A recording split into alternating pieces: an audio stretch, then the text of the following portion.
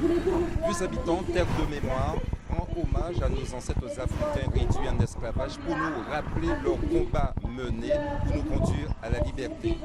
En ce moment, en cette commémoration de l'esclavage, diverses manifestations se déroulent au sein de la ville de Vieux Habitants. Monsieur René Bélénus, vous êtes historien. Nous sommes le 27 mai, c'est la commémoration de l'abolition de l'esclavage. Vous êtes à Vieux Habitants, vous assistez à une très belle manifestation. L'ensemble de cette manifestation de commémoration de l'abolition de l'esclavage ici à Vieux Habitants.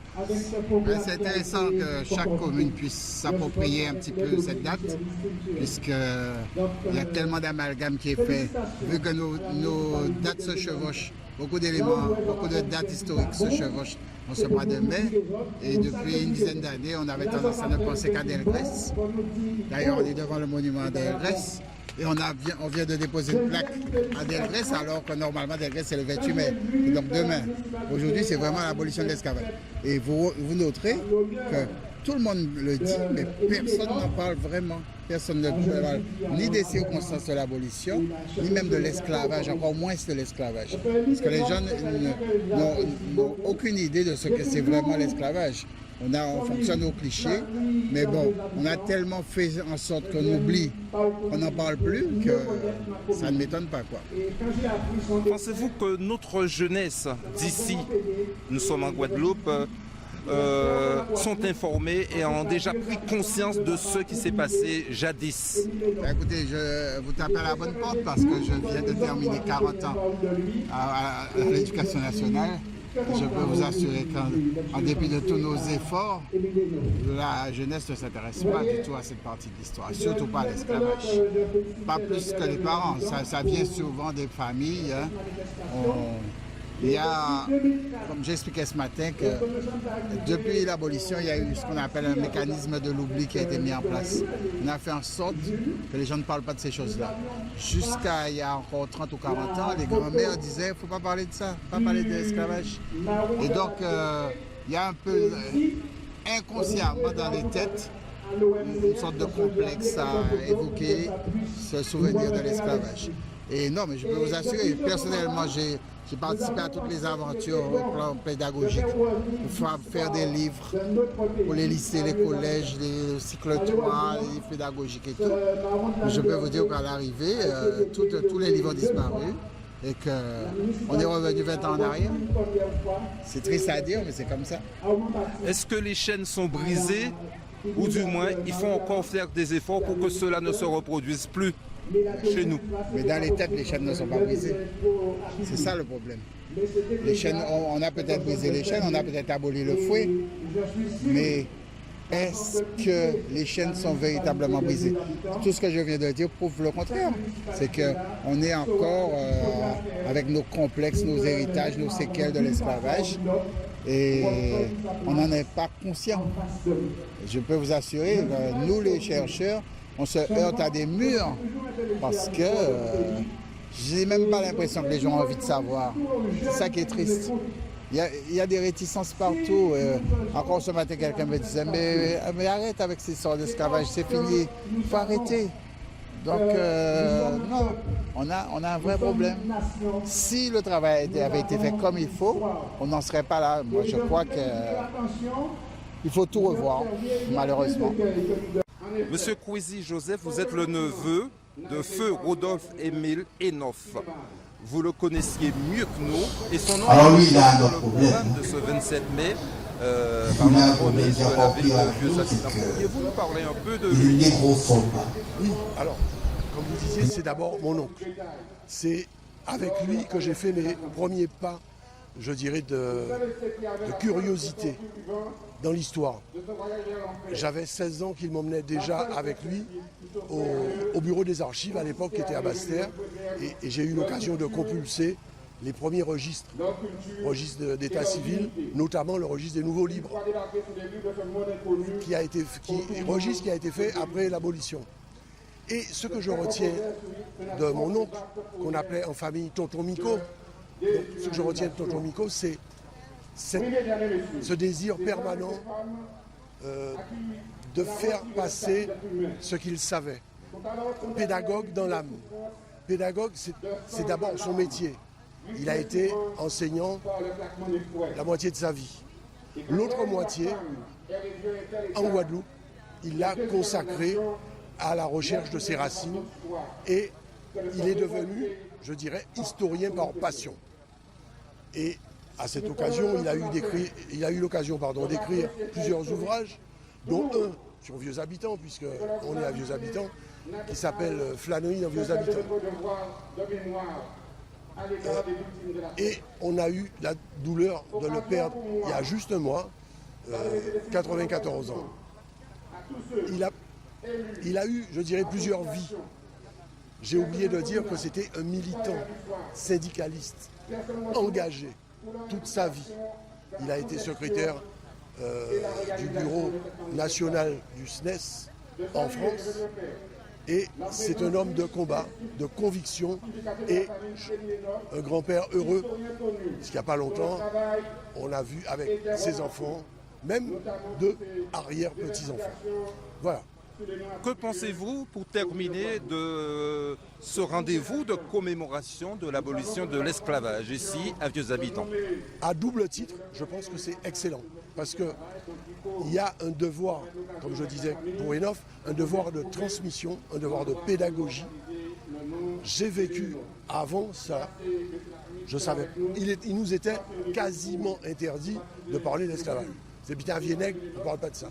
Et donc il est très important pour nous ancrer dans notre histoire et donc pour mieux appréhender l'avenir, de savoir ce qui s'est passé. Et ce sont les missions et les rôles de ce type de commémoration. Monsieur Desfontaines, nous sommes le 27 mai. Il s'agit bien de la commémoration de l'abolition de l'esclavage. Un passé, on peut dire, souffrant que nos ancêtres ont subi. Aujourd'hui, vous êtes là, à Vieux Habitants, c'est la municipalité qui organise cette manifestation.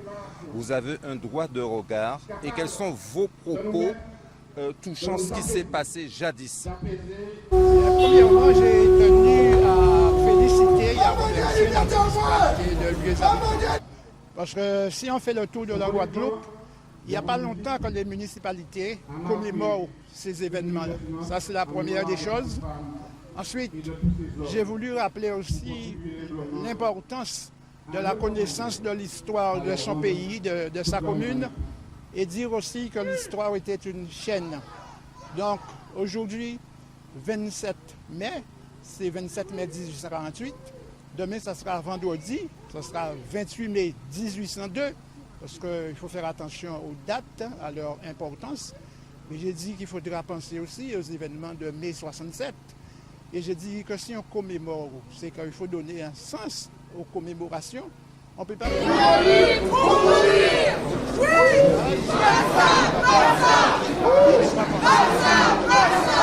pratiquement assassiné par la gendarmerie française.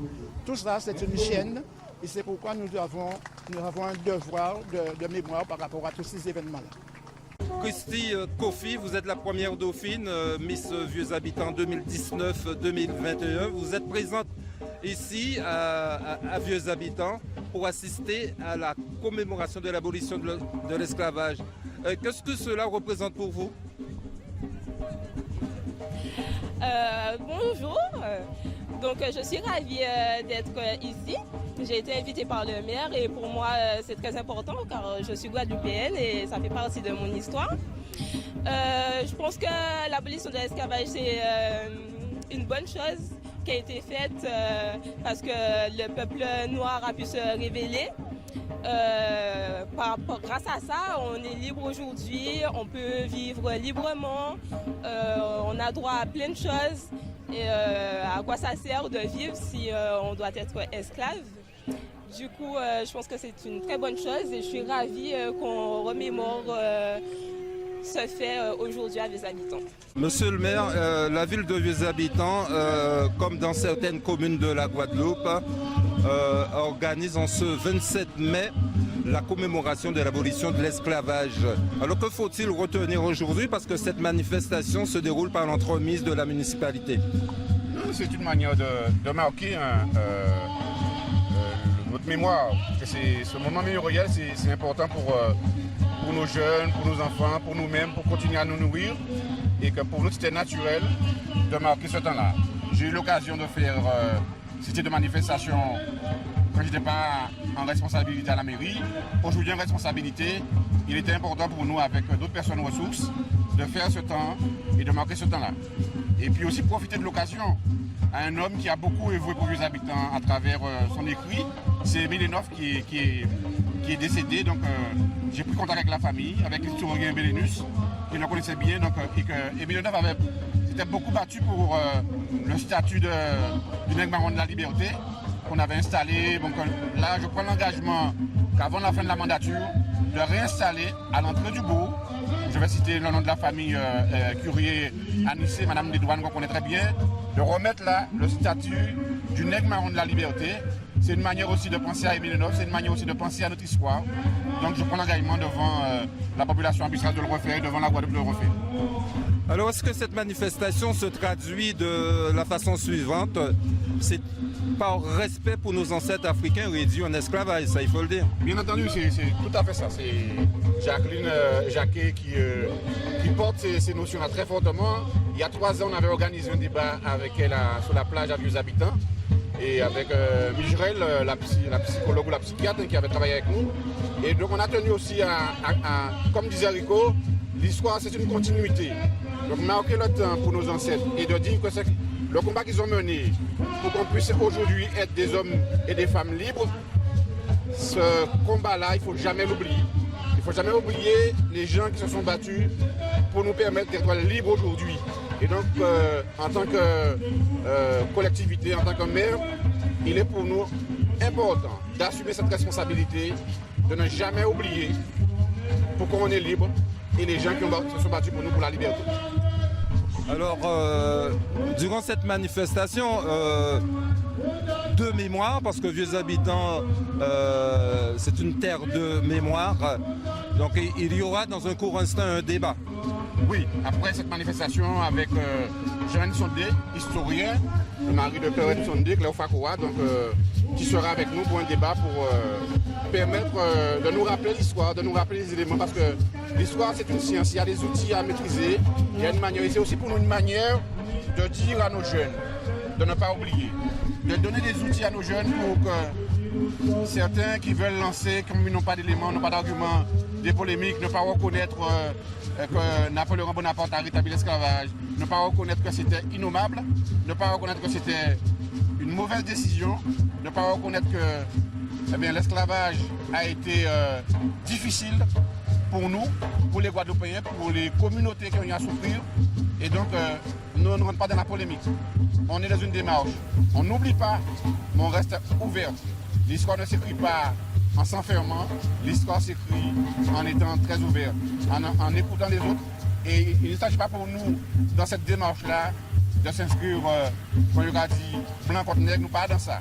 Nous avons l'arrêt à la vérité, nous avons l'arrêt que le monde pas oublié l'histoire, nous avons l'arrêt là, eh bien, faire en sorte que c'est nos habitants, c'est mon Guadeloupe, eh bien, gardez-vous avec fierté, parce que nous avons amour pour le pays, nous avons amour pour la liberté.